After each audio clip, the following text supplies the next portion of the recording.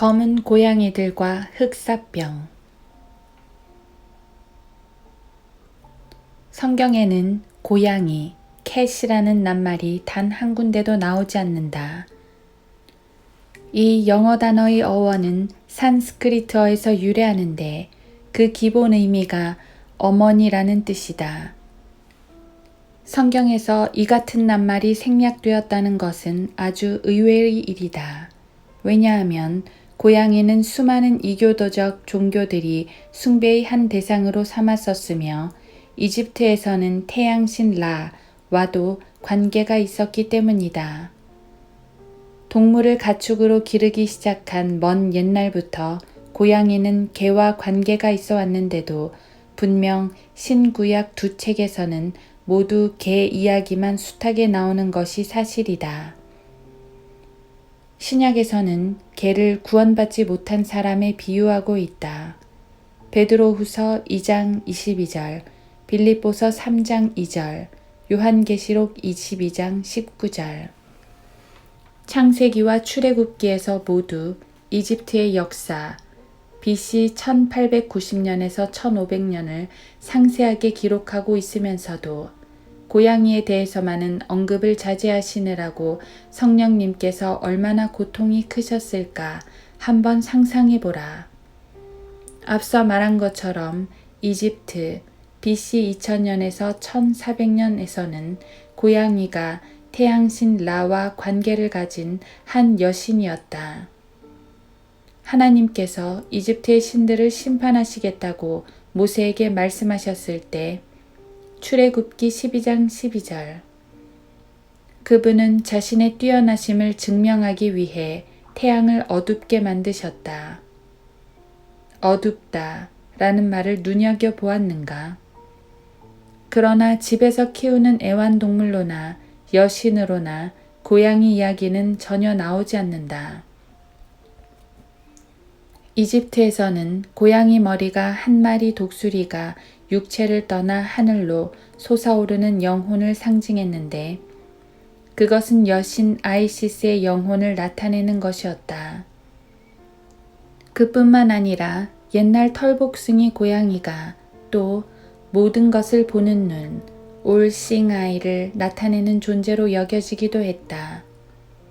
외눈박이, 하늘의 신 호루스는 병고침의 능력과 뱀을 정복하는 힘을 가진 신이었다.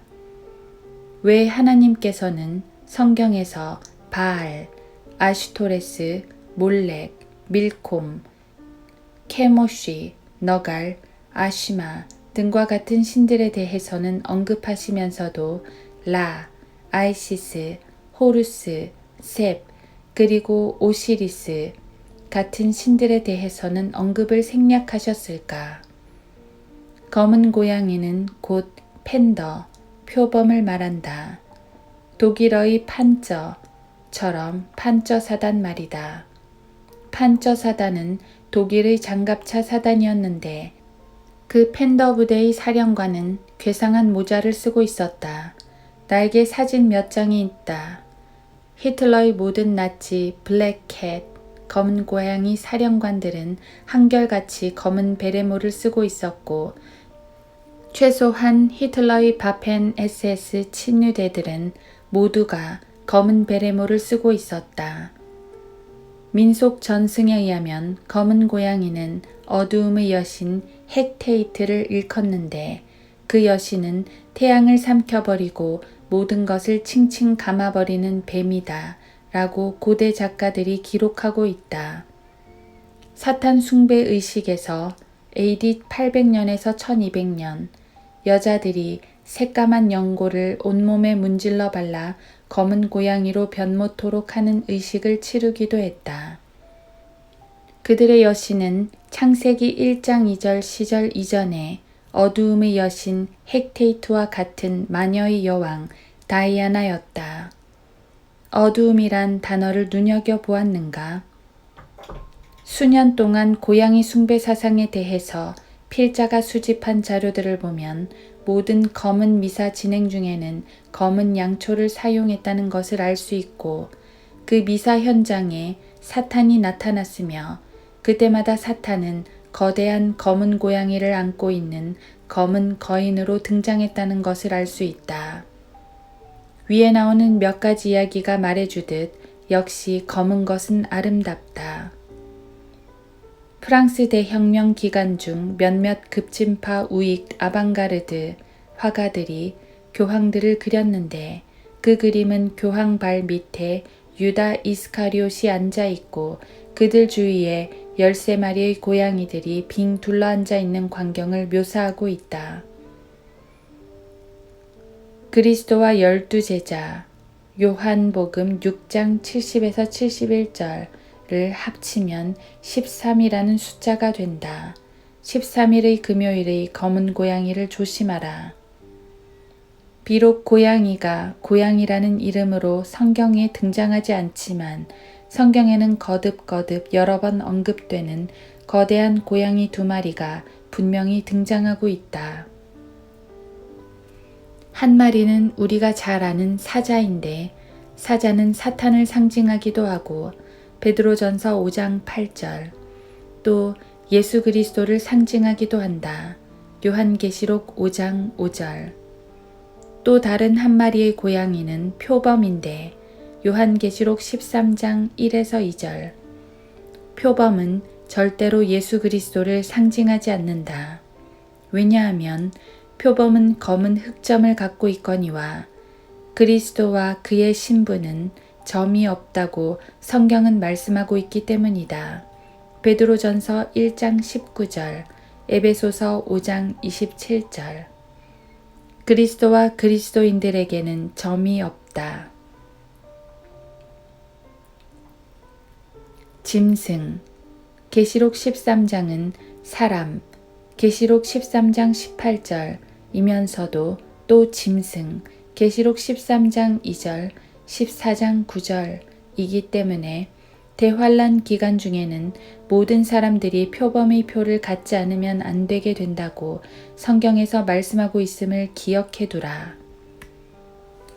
짐승의 표라는 책에서 이러한 이야기들이 훨씬 더 상세히 설명되고 있으므로 필자는 다시 거슬러 올라가 그 이야기를 하지 않겠다. 우리가 여기서 꼭 해야 할 일은 성구사전을 펼치고 점 또는 점들에 대해서 어떻게 설명하고 있는지 쭉 한번 읽어보는 일이다. 특히 옷에 묻은 문둥병, 레위기 13장 47에서 50절에 관한 말씀이 수록된 유다서 23절을 눈여겨 읽어보라. 그리고 나면 우리는 큰 고양이한테서 나온 검은 표가 우리가 갖고 놀아야 될 이 지구상 마지막 물건이 되리라는 것을 알게 될 것이다. 자, 그럼 이제 베드로전서가 기록된 시대로부터 19세기까지 그리고 계시록이 쓰여진 AD 90년대로부터 1966년까지 걸친 시대를 두루 섭렵해 보기로 하자. 브린슬리 르피올 트렌치가 쓴 시대의 비밀을 읽어보면 영국과 아일랜드 전역에 걸쳐 표범 퓨마들이 출몰했었다는 것을 알 수 있다. 이런 일은 1960년대에 들어와서도 UFO를 목격한 사건이 있을 때마다 발생했다. 사태가 얼마나 심각했던지 세리스 프란시스가 퓨마 연구협회를 세우기까지 할 정도였다. 런던 타임즈지는 표범 한 마리가 거의 20분 동안이나 어슬렁거리는 모습이 목격되었다고 보도하기도 했다. 1966년 7월 6일자 영국에서 표범이 흔적도 없이 자취를 감춘 지가 벌써 200년이나 되었는데도 말이다. 동물원이나 또는 동물원 우리에서 또는 서커스단이나 서커스 훈련 도중에 표범이 뛰쳐나간 일도 전혀 없었다. 같은 시기에 미국에서도 퓨마가 출몰했는데 그 지점이 원래의 표범 서식지와는 수백 마일이나 떨어진 곳이었다. 1964년 4월 24일 뉴멕시코의 소코로시에 UFO가 착륙했었다는 보고가 있었는데 그 미확인 비행 물체가 떠난 뒤에 조사해보니 착륙했던 자리에서 타원형의 고양이 발자국이 발견되었다. 뉴욕 투오로 대학의 심리학 교수 보리스 레빈슨 박사에 의하면 발자국을 남긴 그 동물들이 체내에 의학적으로 이식된 조직을 갖고 있었으며 임무를 수행토록 프로그램되어 있었다는 것이다. 임무라니 어떤 종류의 임무였을까? 위스콘신주 메디슨 근처에 살고 있던 한 변호사인 레이먼드 시어러의 입 밖에서 튀어나온 괴상한 말 한마디를 좀 들어보자. 시어러는 한 UFO와 조우하게 되었고 그 승무원 한 사람과 이야기까지 나누었다고 주장하고 있다. 우리는 다니엘 4장 17절에 나오는 파수꾼이 아니요.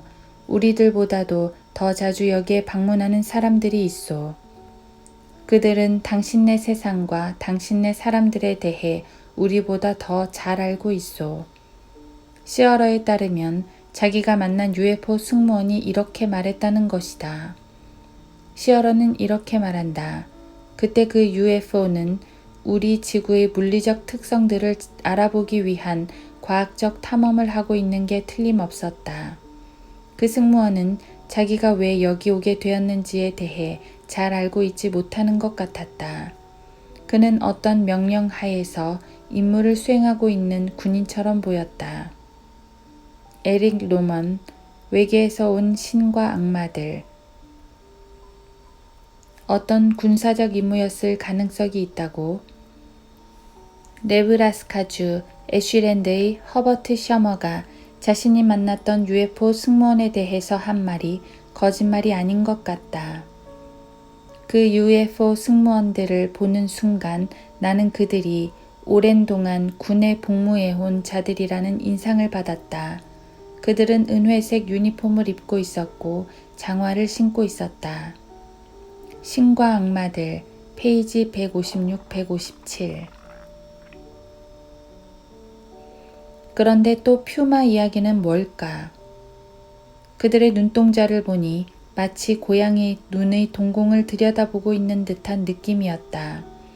세로로 찢어진 틈새 사이로 동공이 위아래로 움직이는 것이었다.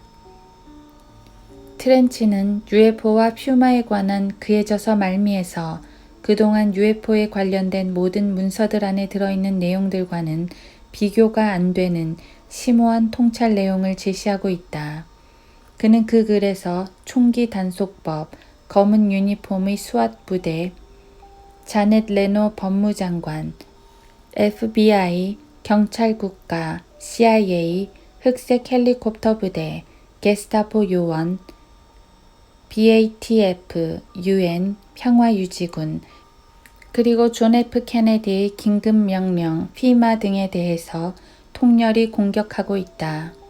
이 모든 기괴하고도 사악한 행위들로부터 몇몇 큰 사건들이 터져나오고 있다. 그들이 업무를 수행하는 방식을 보면 군사작전을 연상케 한다고 트렌치는 기술하고 있다. 급보 한 가지. 1994년 8월 오하이오주 신시내티의 인콰이어러지에 게시된 기사 하나가 여기 있다.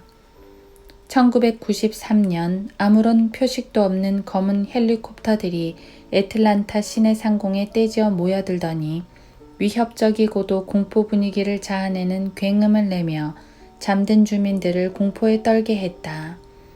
금년 여름에도 소속을 알 수 없는 닌자들이 또 나타났다. 닌자라니? 헬리콥터가 검은색이 아니었다면 닌자라고 부를 까닭이 없지 않은가. 닌자들은 모두가 검은 옷을 입고 있으니 말이다.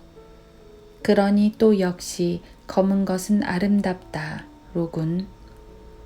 그 검은 헬리콥터들은 피치 스트리트의 빈 건물에 대고 기관총을 퍼부어댔다. 피터 브론스는 이 무책임한 기관총 사격에 대해 조사하기 위해서 특수작전 사령부를 접촉하려고 시도했지만 그쪽에서는 도무지 묵묵부답이었다. 그 전에 SOC 특수작전 사령부는 소위 비밀보도자료라는 것을 배포하였는데 거기 보면 검은 헬리콥터의 시내 기관총 쏘사는 정규 야간 도시훈련 임무 수행이었다고 나와 있다. 정규라. 발행 20주년이 된 신시내티의 전국 보급 잡지 정치범죄의 발행인에 따르면 1992년 이래로 미국 전역에 걸쳐 검은 헬리콥터들이 비행하는 것을 목격했다는 제보가 독자들로부터 계속 들어오고 있다는 것이다. 그러나 그 모든 목격자들을 바보로 취급하거나 미치광이로 몰아세우기 위해서 근본주의자들이 쓴 기사를 보면 서두에 이렇게 나와 있다. 유엔군을 가득 실은 검은 헬리콥터들이 오하이오주 페블시를 공격하였다고 한다. 그러나 아담스군의 로버트 존슨 보안관은 그 얘기를 듣고 많은 사람들이 코웃음을 쳤다고 전한다. 이 기사는 존슨 보안관은 또 페블군에 진주한 소련 탱크가 신시내티를 향해 공격해 오거든 나한테도 알려주시오 라고 말했다. 는 보도로 기사를 끝내고 있다. 이게 바로 언론 매체들의 근본주의라는 것이다. 그들의 근본주의를 이보다 더 여실히 보여주는 예는 없으리라. 늑대들을 두둔하라. 건강복지법이나 총기 단속법 그리고 IT 공격 문제 등에 이목을 집중시켜라. 결탁한 것이 분명하다. 그렇지 않다면 물론 트렌치 박사가 미신적인 사람이었겠지. 그러나 위스콘신주의 시어러 변호사는 그보다도 더 미신적이었던 게 분명하다. 왜냐하면 그는 UFO의 선장과 대화까지 나누었다고 주장하면서 UFO 선장 왈, 자기네들은 또 다른 은하계에서 왔고 과학적 연구를 위해서 지구의 동물과 인간의 표본을 수집하러 왔노라 하더라고 전하고 있으니 말이다. 그는 또 UFO 선장이 자기에게 어떤 충고까지 했다고 전한다. 어떤 충고였을까? 시어러 변호사는 말하기를 그들은 미국 정계 사람들과 친구가 되고 싶다고 말했다. 예컨대 백악관이나 국방성이나 의회 같은. 시어러 변호사나 셔머 씨는 정신이 온전한 사람들이었다. 독자들이 이 책을 다 읽었을 즈음에는 이 사람들이 미국의 그 어떤 저널리스트나 뉴스 진행자보다도 더 정신이 온전한 사람들이었다고 여기게 될 것이다. 미국의 언론인들은 범죄 단속이나 평화 수호, 총기 단속이나 동성연애자 해방, 시민권, 행동교정 등과 같은 문제에 관여하고 있으면서 그 외에 또 진짜로 이 세상을 더 살기 좋은 곳으로 만드는 문제보다는 높은 곳들에 있는 영적 악, 에베소서 6장 10에서 13절과 훨씬 더 깊은 관련을 맺고 있는 자들인 것이다. 본장에서 UFO를 주제로 한 이야기를 좀 일찍 꺼냈지만 우리는 이제 저 옛날로 거슬러 올라가 13세기 말 13일의 금요일 등등에 일어났던 어떤 일에 대해 조명해 보아야겠다. 그 당시 AD 1300년 그리고 그 이후 17세기까지 계속해서 산발적으로 카톨릭의 지배하에 있던 유럽의 수백만 로마 카톨릭 교도들이 이른바 의학용어로 선페스트라고 알려진 질병으로 목숨을 잃었다. 코이네어로 표기된 이 역병을 알기 쉽게 보통 용어로 표현하면 바로 흑사병, 블랙 데스라는 것이다.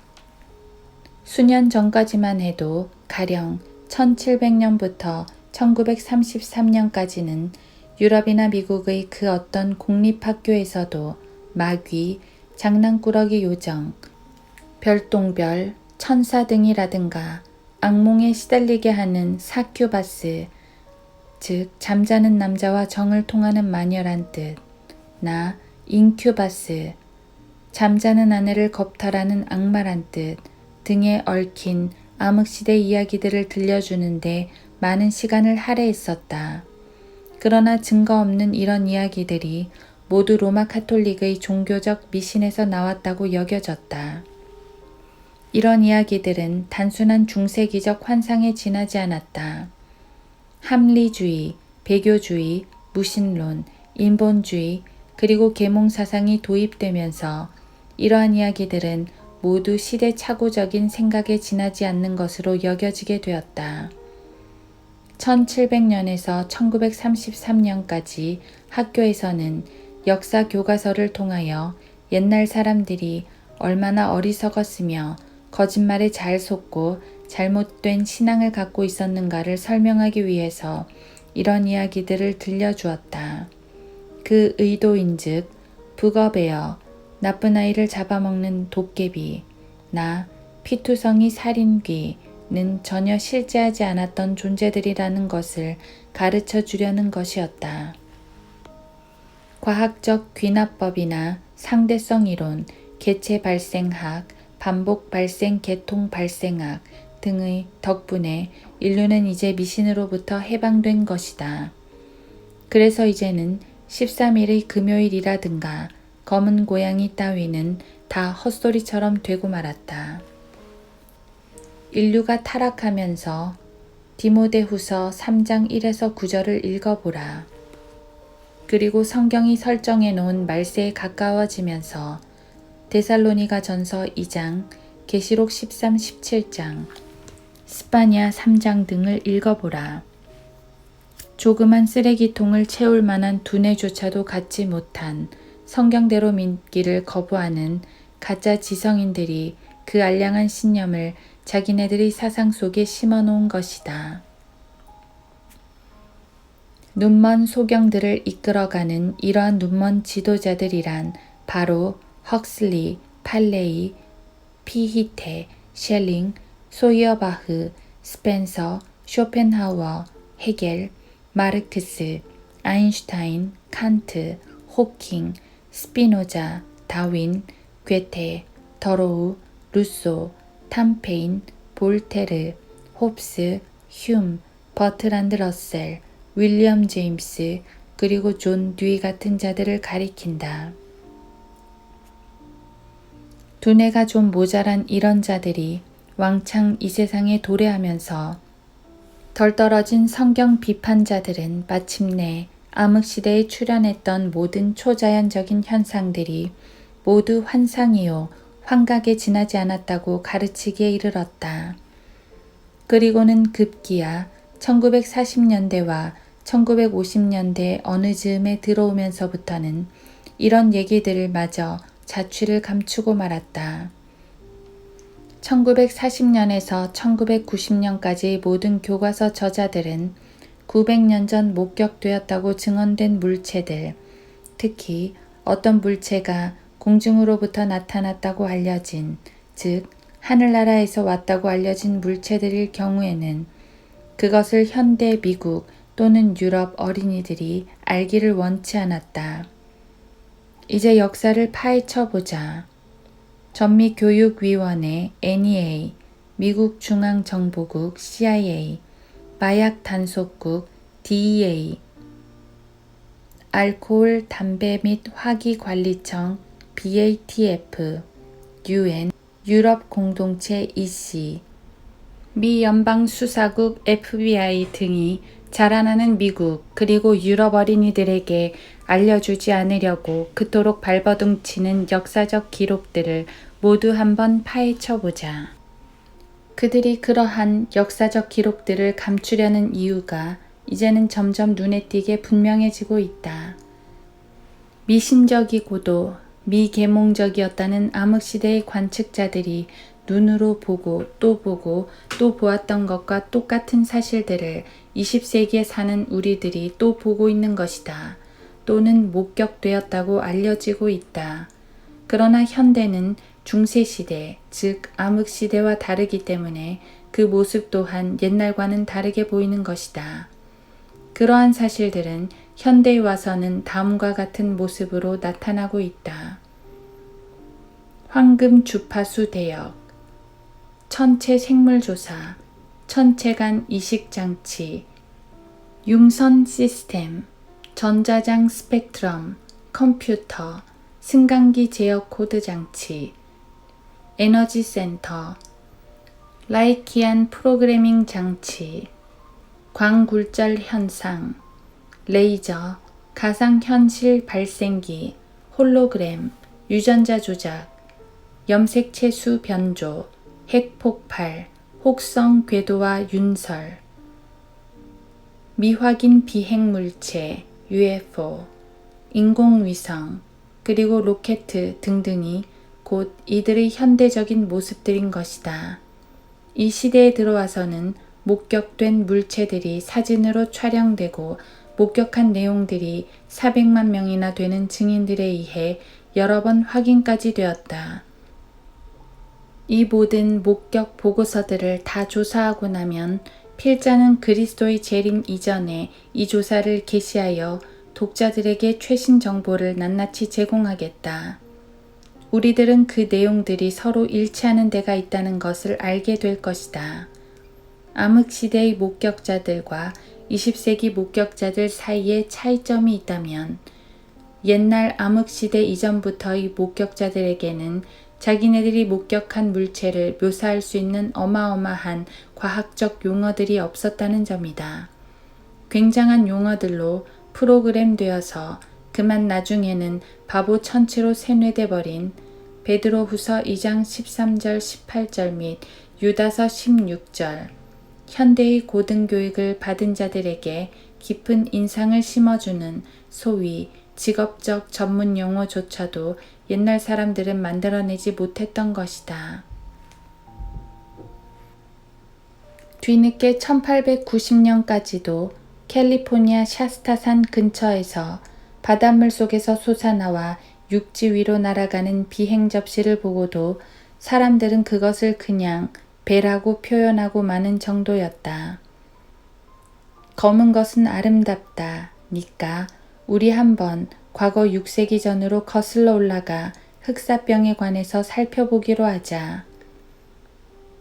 전염병 연대기를 읽어보면 흑사병이 두 종류의 죽음을 초래했다는 것을 알 수 있는데 그 한 가지는 임파성이었고 또 다른 한 가지는 호흡기성이었다는 것이다. 다시 말해서 흑사병으로 희생된 사람들 중 어떤 사람들은 임파선이 부어오르고 피부가 썩어 들어가며 열이 끓다가 죽은 게 아니라 다시 말해서 세균에 감염되어 죽은 게 아니라 마치 독가스를 들어 마신 것처럼 죽는 사람들이 많았다는 것이다. 전염병 연대기의 저자 노을에 의하면 사망한 사람들이 들여 마신 독가스가 공중에서 직접 살포되었다는 것이다. 전염병이 발생할 때마다 바람의 독성이 하도 강해서 사람이 그 공기를 마시면 곧 기절해 죽는 사태가 먼저 발생했다. 독일에서 작성된 보고서들을 보면 고약한 냄새가 나는 연기라는 말이 나온다. 유럽에서 발생한 흑사병의 초기 증세는 폐의 경련이었다. 이어서 기침하면서 피를 토하는 증세가 뒤따랐다. 이러한 증상은 염소가스나 겨자가스와 유사한 무엇인가가 폐 속으로 흡입되었다는 것을 말한다. 그 후 600년 뒤 미국 네브라스카주의 허프셔머 씨는 이렇게 말하고 있다. 그들이 밖으로 나온다. 그리고 한 녀석이 내 순찰차 앞으로 다가온다. 나는 리벌버 권총을 뽑을 준비가 되어 있다. 그러나 이게 어찌 된 영문인가? 아, 이럴 수가 없어. 도무지 권총을 뽑을 수가 없지 않은가. 내가 권총을 뽑는 것을 무엇인가가 꽉 틀어막고 있는 거 아냐? 모든 미국 시민들이 유엔의 감시하에 놓이게 된 것과 꼭 마찬가지로 내 순찰차 앞에 서 있는 놈이 손에 우스꽝스럽게 생긴 무엇인가를 들고 있다. 그 녀석이 그것을 들어 올리는구나.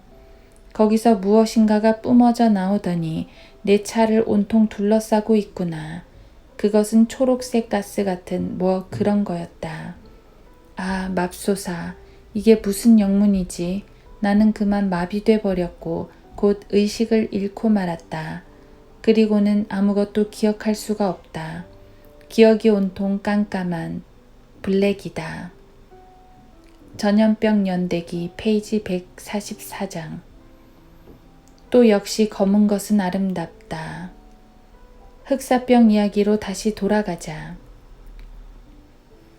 요하네스 노을에 따르면 흑사병은 항상 고약한 냄새를 풍기는 안개가 원인이 되어 발생하였고 그때마다 하늘에는 밝은 빛이 출현하곤 했다. 이런 일은 쥐나 벼룩이 전혀 들끓지도 않던 여러 곳에서 발생했다.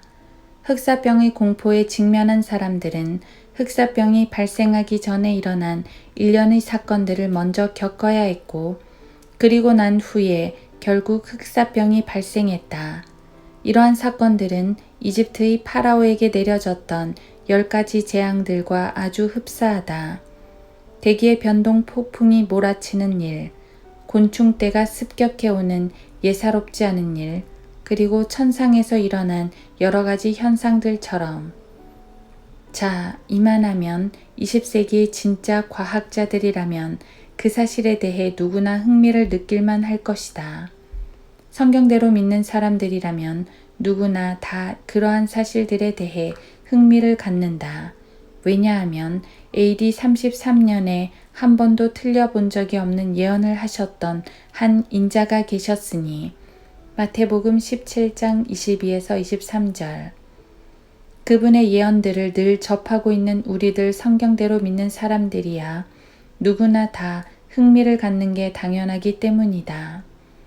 콜럼버스가 버뮤다 삼각지대 한가운데를 정통으로 항해하기 전 1400년보다도 더 앞서서 예수 그리스도께서는 하늘로부터 일어날 현상들에 대해서 이미 예언하셨다.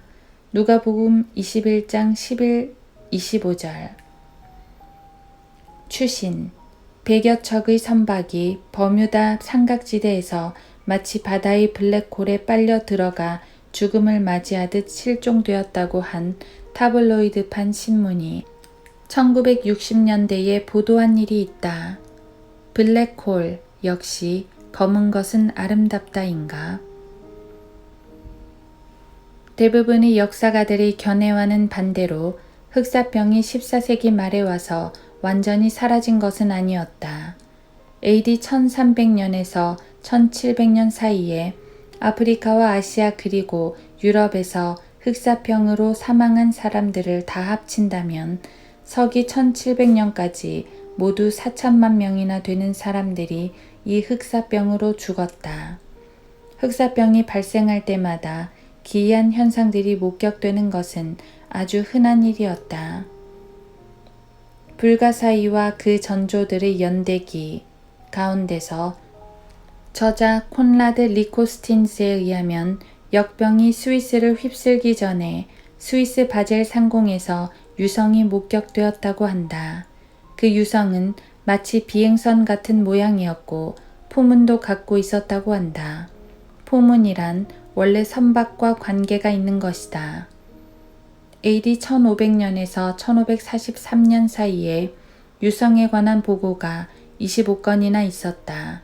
그리고 1556년에서 1597년 사이에 16건이 더 있었고 1618년에도 8건의 보고가 있었다. 그리고 그 유성이 나타났을 때마다 어떤 종류의 역병이 곧 발생하고는 했다. 1582년에는 독일에서 3만 7천 명이 전염병으로 사망했고 네덜란드에서는 4만 6,415명이 사망했다. 오스트리아와 바바리아에서도 접시 모양의 한 물체가 공중에 나타난 일이 있은 뒤 어떤 전염병이 발생하여 수천 명이 사망했다. 1568년.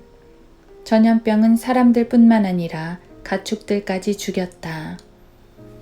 무언가 괴이한 의도가 숨어 있었던 듯 이러한 사건들은 종교개혁 기간에 더욱 만연했다. 이 기간은 마틴 루터와 존 락스, 존 칼빈과 제임스 왕 등이 활동하던 시기였다. 1566년 7월에서 8월 스위스 상공에 둥근 모양의 나르는 접시가 36대나 나타났다. 그 비행 물체들은 검은색과 하얀색이었다. 1559년에는 검은색 복장을 한 무시무시한 사람들이 나타났는데 그들은 1682년에 또다시 나타났다. 흑색 유니폼을 입은 그 특수 기동 타격 대원들은 손에 낫을 들고 있었는데 마치 곡식을 베고 있는 것처럼 보였지만 그들이 낫질을 하고 있었던 보리밭 또는 밀밭에 후에 가보니 곡식은 누가 손 하나 대지 않은 듯 그대로 있었다. 게다가 이들 흑색 유니폼의 SS 대원들은 마을로 들어와 문을 두드리는 고약한 버릇을 갖고 있었다. 또는 최소한 문을 두드리는 듯한 동작을 했다. 그리고 나면 어떤 푸르스름한 연기가 집 안으로 스며들어오곤 했고 급기야는 사람들이 죽어가기 시작했다. 목격자들에 따르면 집 안에 있던 희생자들이 어떤 전염병으로 죽었고 독일의 아이스레벤시에서는 이런 일이 있을 때마다 주택의 박공으로부터 파란색 연기가 솟아오르는 것이 눈에 띄었다고 한다. 아이스레벤시는 마틴 루터의 고향이었다. 1483년 성 베드로 카톨릭 성당의 첨탑으로부터 이런 종류의 푸른색 연기가 솟아오른 일이 발생한 뒤 아이스레벤시의 전 교구가 몰살하고 말았다. 그러니까 주민들이 죽어서 검푸른색을 띤 주검이 되었다고 또 말할 수밖에. 아주 먼 옛날부터 죽음의 신은 말탄 해골 그림으로 묘사되었고 그 해골이 들고 있는 무기가 낫이었다. 어느 사나운 얼간이 하나가 러시아 공산주의자들의 노동자의 당을 나타내는 두 가지 상징물 중 하나를 낫으로 정했다. 그리고 또 다른 한 가지 상징물은 망치였다. 예레미야 50장 23에서 28절. 이 얼마나 잘 어울리는 상징물인가. 요하네스 노을은 검은 옷을 입은 사람들에 대해 분석하면서 꽤나 과격한 자세를 취한다. 그들이 들판과 마을 사람들의 집 현관문 밑으로 독가스를 살포하기에 바빴다고 그는 말하면서 한 걸음 더 나아가 그들은 인간들이 아니었다고 추정한다. 그들은 CIA나 미 공군 당국 그리고 와켄우트 보안대나 UFO, 광들이 쓰는 용어로 표현해서 외계인들이었다고 그는 말한다. 중학교와 고등학교에서 이러한 역사를 더 이상 가르치지 않게 된 까닭이 무엇인지를 이제 독자들은 눈치챌 수 있게 되었는가? 이러한 역사는 더 나아가 우주센터나 케이프 케네디 우주기지, 대학들, 대학원들, 그리고 의회에서조차 실종되고 있다. 루소, 볼테르, 다윈, 아인슈타인, 마르크스, 프로이드, 듀이, 제임스, 페스탈로치, 호라스만, 그리고 헤겔 같은 이른바 인류의 위대한 해방자들이 이 세상에 나타나기 훨씬 전 16세기에 계몽되지 못하고 미신적이었다고 여겨지는 옛날 사람들이 지금 이 20세기에 관련된 자료들을 얼마나 많이 남겨놓았는지 모른다. 지금 우리가 여기에 기록하고 있는 사실들을 조금이라도 개작한다면 그것은 지금까지 철저하게 검증된 과학적 진보에 대한 이론들을 심각하게 훼손하게 될 것이다. 예를 들면 500에서 600년 전에 흑사병이 사라졌다고 하지만 검은 옷을 입은 사람들도 함께 사라진 것은 아니었다. 20세기에 들어와서도 그들은 느닷없이 나타나곤 하는 것이다. 1960년대에 들어와서도 검은 옷을 입은 사람들에게 수십 명의 사람들이 얼마나 괴로움을 당하고 위협을 받았는지 모른다. 1989년 외계를 쓴 피터 브룩 스미스는 그들 흑색 복장을 한 사람들에 관하여 다음과 같이 언급하고 있다. 1. 당신이 집에 있을 때 당신을 찾아온다.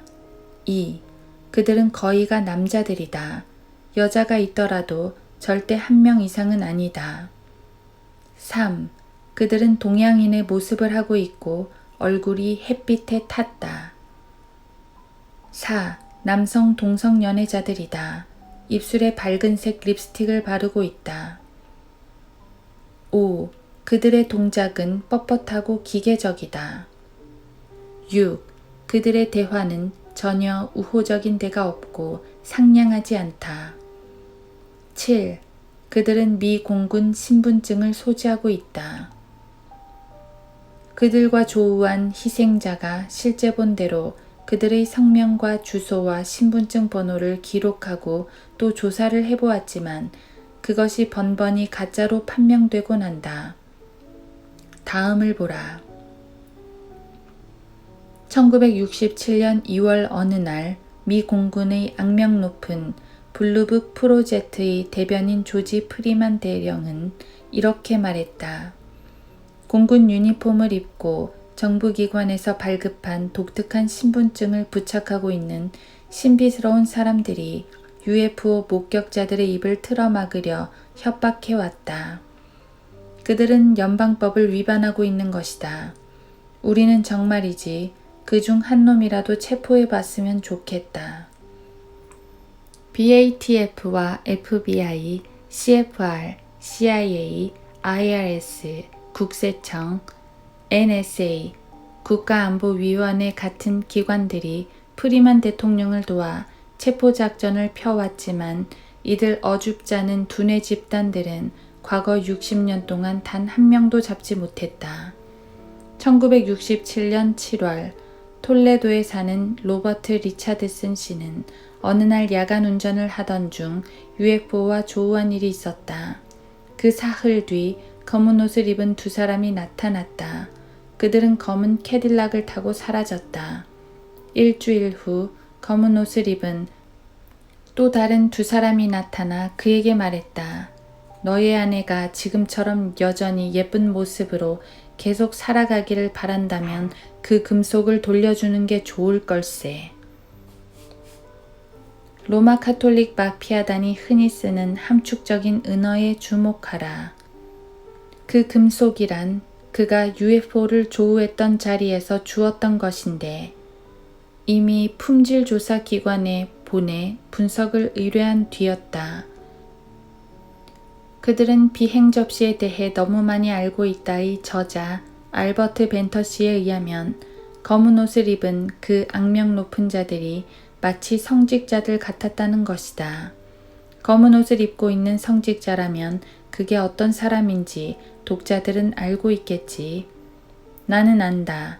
그중 한 사람은 그 자신 징병 기피자였던 사령관이 보낸 미 육군 소속의 IT 총독 아리스티드다. IT에서 사람들이 뭘 믿는지 아는가? 나는 안다. 번쩍번쩍 빛나는 검은 자동차만 보면 조 밥스라는 마법사의 악마 조직을 믿고 있던 IT 사람들의 신앙이 생각난다. IT 사람들은 번쩍이는 검은색 큰 자동차가 도로에 나타나면 분명히 운전자도 없이 그냥 도망치는 게 상책이라고 말한다. 믿거나 말거나 사실 이런 이야기들을 전부 믿을 사람이 몇이나 되겠는가. 언론 매체들이 난리법석을 폈던 두 건의 중대사건 현장에서 수십 명의 사람들이 검은 옷을 입은 사람들을 목격했다는 보고가 있었다. 그 두 건의 중대사건이란 마틴 루터 킹과 존 F 케네디 피살 사건을 말한다. 그러나 흑사병과 파란색 안개 사건이 있던 옛날을 뒤돌아보라. 1916년에서 1918년에 걸쳐 발생했던 지독한 전염병, 인플루엔자 독감 사건을 연구하던 중 아메바성 구름으로 초래된 호흡기 질환들이 수반되었다는 사실이 발견되기도 했다. 1854년 콜레라 전염병이 발생하기 전 여왕 폐하의 전용선 브리타니호가 흑해를 항해하고 있을 때 이상한 검은 안개가 바다에서 몰려오더니 배 전체를 휩쓸고 지나갔다. 안개가 거친 뒤에 첫 발병 사례가 발표되었다. 1832년과 1848년에 영국에서 콜레라가 발생했을 당시에도 푸른색 안개가 나타났다고 보고되었다. 이러한 전염병이 발생하고 있던 기간 중 어느 날 한 농부가 밤에 빵을 말리려고 밖에 내다 놓기만 하면 그 이튿날 아침에 푸른색 안개 때문에 곰팡이가 끼곤 했다. 그뿐만 아니라 어느 가축이건 그 빵을 한 입 베물기만 해도 죽고 말았다. 푸른색 안개가 거친 후 닭이 이슬을 쪼아 먹기만 해도 죽었다. 사실은 이런 현상들은 히포크라테스 시대에도 일어났었다. BC 460에서 337년. 의학의 아버지는 그것이 대기 중에 일어난 변화 때문이라고 말하며 그런 현상이 일어나는 것을 막기 위해 야간에 커다란 모닥불을 피워 놓으라고 사람들에게 충고하였다. 사람들이 그의 충고대로 했더니 정말 그런 현상이 일어나지 않았다. 자, 그럼 이제 진짜 문제로 달려가 보기로 하자. 지금 필자가 독자들에게 들려주고 있는 이러한 이야기들 모두가 제1차 세계대전이 터지기 500년 내지 2300년 전에 일어났던 일들이다. 그렇다고 생각해보니 나는 그리고 독자들도 갑자기 20세기의 마지막 사반세기로 훌쩍 뛰어넘어와 보지 않을 수가 없다. 바로 지금이 20세기인데도 원자력 과학자나 우주시대 과학자 또는 대학 교육을 받았다는 그 어느 물리학자 한 사람도 아직 이 문제를 다룰 만한 사람이 없단 말인가. 지금 내 앞에는 제이슨 비숍 3세인가 하는 어떤 사람이 쓴 매트릭스라는 책이 놓여 있다. 그 책에 이렇게 쓰여 있다. 외계인들은 몇 가지 종류의 광선을 사용한다. 특히 그중 한 가지는 푸른색을 띤 광선으로 사람을 마비시키고 납치해가는 데 사용된다. 그 광선이 인체에 닿으면 사람은 일시적으로 질식하게 되는데 마치 모든 체내 세포에서 급격히 산소가 제거되었을 때 일어나는 현상과 같다. 또 다른 종류의 광선이 쪼여지는 순간 이번에는 인체의 산소가 다시 회복된다. 1991년에는 또 다음과 같은 화제의 토막글이 기사로 난 적이 있다. 푸른색 광선이 우리 몸에 닿으면 우리는 질식해 죽을 지경이 된다. 누군가가 다시 한 번 더 해독제로 광선을 비춰주지 않으면 우리는 그냥 죽고 만다. 어떤 증언이 거짓말을 하고 있는 걸까? 두 사람 다 거짓말을 하고 있는 것일까? 아니면 두 사람 모두 진실을 말하고 있는 것일까? 만일 그렇다면 독자들에게는 문제가 생긴다. 그리고 또 미국에 대해서는 제2차 세계대전 이후의 독일이나 제1차 세계대전 이후의 러시아보다도 더 큰 문제가 생긴다. 흑사병을 쓴 독스에 의하면 흑사병은 역병을 일으키는 공기와 보통 푸른색을 띤 유독성 안개 때문에 생긴 전염병이었다. 이 전염병은 중국, 페르시아, 인도, 사이프러스 및 이탈리아에서 처음 발생했다. 그리고 뒤늦게 1832년과 1848년에 발생했던 콜레라는 푸른색 연기를 동반했고 그 시기에 큰 굉음을 내며 비행하는 미확인 비행물체가 목격되기도 했다. 이탈리아에서는 이 물체가 공중에 비행할 때 밤낮으로 천둥 소리가 들렸고 독일에서는 이 시끄러운 비행음이 거리를 달리는 말발굽 소리 같았다고 한다. 요하네스 노올 전염병 연대기 페이지 65. 천둥 소리와 말발굽 소리라. 현대의 대학 교육을 받았다는 물리학자에게 이러한 소음들을 어떻게 묘사하겠느냐고 묻는다면 그들이 어떤 대답을 하리라고 짐작되는가? 그들이 사용하는 어휘에 따라 사실 자체가 변하는 것은 아니잖는가? 뚜르즈의 그레고리는 동로마 제국의 유스티니아 황제 시절 AD 540에서 592년에 창궐하였던 전염병에 대해 설명하면서 서너 가지의 휘황찬란한 광선이 태양 주위에 나타났다. 하늘이 마치 불타고 있는 듯했다. 거대한 용이 로마 상공을 거쳐 바닷속으로 꿈틀대며 날아갔다. 그리고 곧 전염병이 발생했다. AD 1300년 이전 AD 1117년에 소규모 흑사병이 발생했을 당시 북쪽 하늘에서 불타는 듯한 유성이 나타나 동쪽 하늘로 날아갔다. 달은 마치 월식 중에 있을 때처럼 핏빛으로 붉은색을 띠었다. 전염병 연대기 페이지 57. 그 위대하고 찬란한 주의 날이 오기 전에 해가 흑암으로 달이 피로 변하리라. 사도행전 2장 20절. 과학적 발달과 진보가 이룩되고 있는 이 위대한 새로운 시대에 그 새로운이라는 말 때문에 우리들이 누군가에게 속고 있는 것이다. 성경은 해 아래 새 것이 없도다. 전도서 1장 9에서 10절고 말씀하고 있다. 진화론자들은 워낙 새로운 생각을 갖고 있어서 지금도 동물의 새로운 종들이 계속해서 창조되고 있으며 그 창조의 배후에 그 어떤 이성적 존재의 조작도 개입됨 없이 순전히 우연적으로 그 창조가 이루어지고 있다고 믿는다. 그야말로 정신 나간 코미디언들이다. 새로운 시대라는 용어 그 자체가 꿈 같고 실현 불가능하며 종잡을 수 없이 허황된 일을 나타내는 말이지만 근본주의 언론 매체들은 이것과 지속적인 관계를 맺고 있는 것이다. 그래서 이제는 자신과 인류를 위한 지상 평화라는 꿈에 도취된 나머지 환각제를 복용하여 정신이 나가버린 10대 소녀 하나를 놓고도 철학적 사색의 대상으로 삼을 지경이 되고 말았다.